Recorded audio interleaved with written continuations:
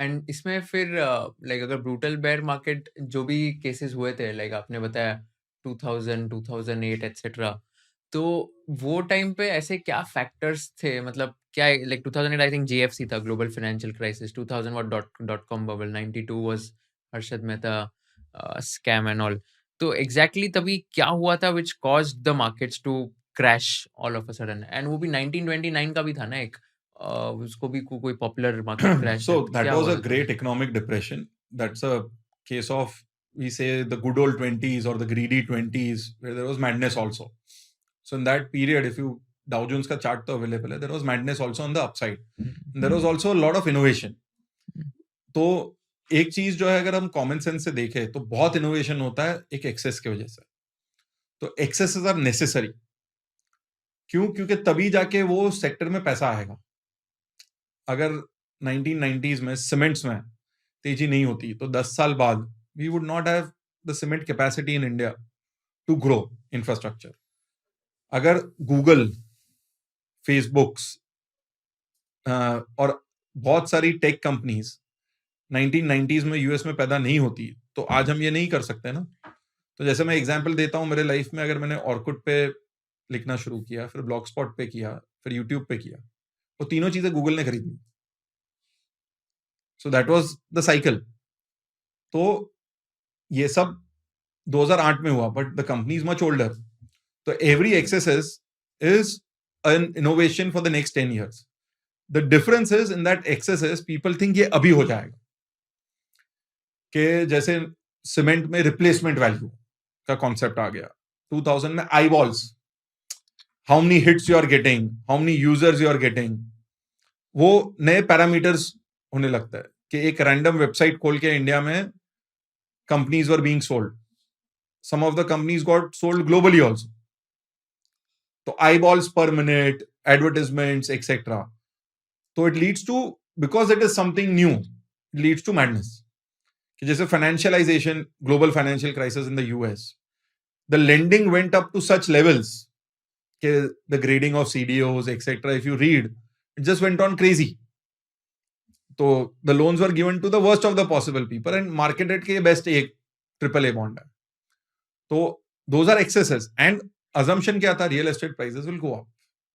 So will not see a hit. And overall future will always be great. So there is overpricing. And which happens in every cycle. कि अगर एक cooler company का market cap हो गया जितना पूरे world में coolers का वैल्यू नहीं है बिकने का, या एक टाइम पे टेलीकॉम कंपनी का इतना मार्केट कैप हो गया जितना मार्केट साइज नहीं है. There were so many telecom companies in 2007 which was new, right? तो बट आज उसके सब फोकस के बाद जियो है ना. So that creates a base for the actual growth. तो जैसे जो आज एआई है, it will be priced crazily, but we need a Nvidia for the next 20 years. The whole innovation cycle is needed. So what we have seen is के market over prices the goodness of today. कि आज जो बहुत अच्छा है उसको हम over price करते हैं. That's why stocks go to 15-20x sales, 100p, but they're growing at 40-50%, which is not possible forever. तो excesses are for a reason. तो कई बार लोगों का बोलना, अरे बॉस कोई बेस होगा तो उस पे लोग चढ़ेंगे भी ना, कि ऑपरेटर चला रहा है या एक इन्वेस्टमेंट बैंक चला. But people also should be able to believe and see कि आज एआई का बूम है तो दिख रहा है ना. तो that is the fact. So this is how market cycles keep coming. There will be new innovations. They will be priced. See, 1998, 2000 में या 2002, 2004 में ऐसा लगा था कि we will be dependent on internet for everything. We are today. Y2K boom आया तब हमने, जैसे मेरा ईमेल आईडी है नूररॉक 2002 क्योंकि हमने तब बनाया था, राइट? 19 लेट 90s में when you were going to the cyber cafe. तो लाइक कुछ तो बना देते हैं, आज तक वही चल रहा है. बट डू यू थिंक कि जैसे हम लोग इंजीनियरिंग में वाईमैक्स पढ़ते थे, there was a technology, then came WiFi, CDMA था, और आज telecom has work differently, but telecom is working. So this are market cycles, fundamentally multiple things. Technical removes all this कि बॉस भाव टूट गया तो साइकिल खत्म हो गया. इसलिए मैं ब्लेंड क्यों करता हूं, आप बहुत सारा ज्ञान रख सकते हो दिमाग में, इन द एंड तो आप ओनर नहीं हो कंपनी के, you are a participant and you have an exit and you have alternate opportunities.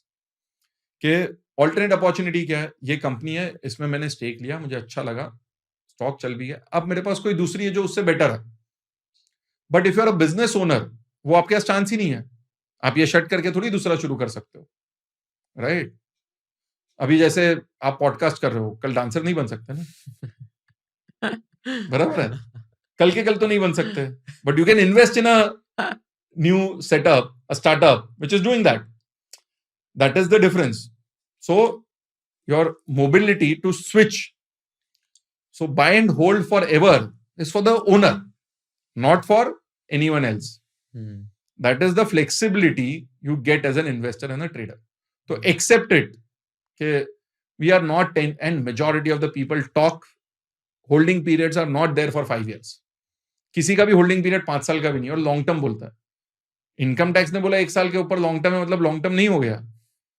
कई बार धंधा बनाने में 2-2, 3-3 साल लगता है। तो minimum time frame for a long term investor should be 3 to 5 years.